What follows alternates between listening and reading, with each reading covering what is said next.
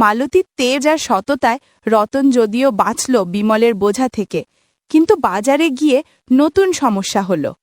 মালতী ঠিকই বলে, সাইকেলটা বেচলে বিপদ। বিমলকে এড়িয়ে চলতেই হলো।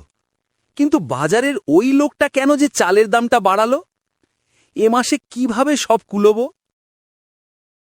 রতন সাইকেল নিয়ে বাজারের একটি ছোট সেতুর উপর থামে। পকেট থেকে একটি ভাঁজ করা চিঠি বের করে।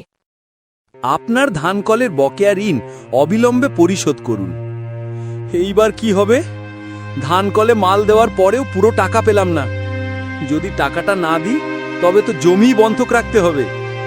ঠিক সেই মুহূর্তে পাশের রাস্তা দিয়ে বিমলকে দ্রুত পায়ে হেঁটে আসতে দেখা যায়। সে রতনকে দেখে লুকিয়ে পড়ার চেষ্টা করে। আরে বিমলদা, তোমার না পায়ে বাত, হাঁটছো যে? স্যান্ডেল কিনতে যাওনি?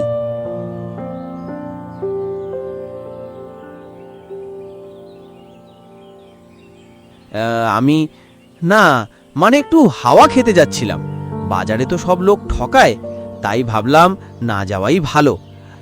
রতন, তোর কাছে একটা উপকার চাইবো নাকি? আর কি চাইবে দাদা? আমার ছেলেটার নাকি স্কুলে ছবি আঁকার খাতা দরকার। তুই তো বাজারের দিক থেকে ফিরছিস, যদি একটু। দাদা, আমারও টাকা নেই। মিতুর বেতন বাকি, ধানকলের দেনা মেটাতে হবে। তুমি কি ভুলে গেছো?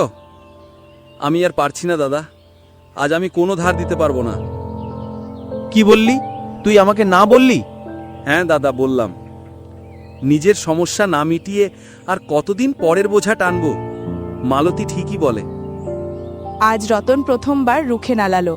গ্রামের সরল মানুষগুলো যখন নিজের অধিকার বুঝতে শুরু করে, তখনই সমস্যার সমাধান শুরু হয়। রতন বুঝল, নিজের সংসার আগে, বিমলের আবদার পরে।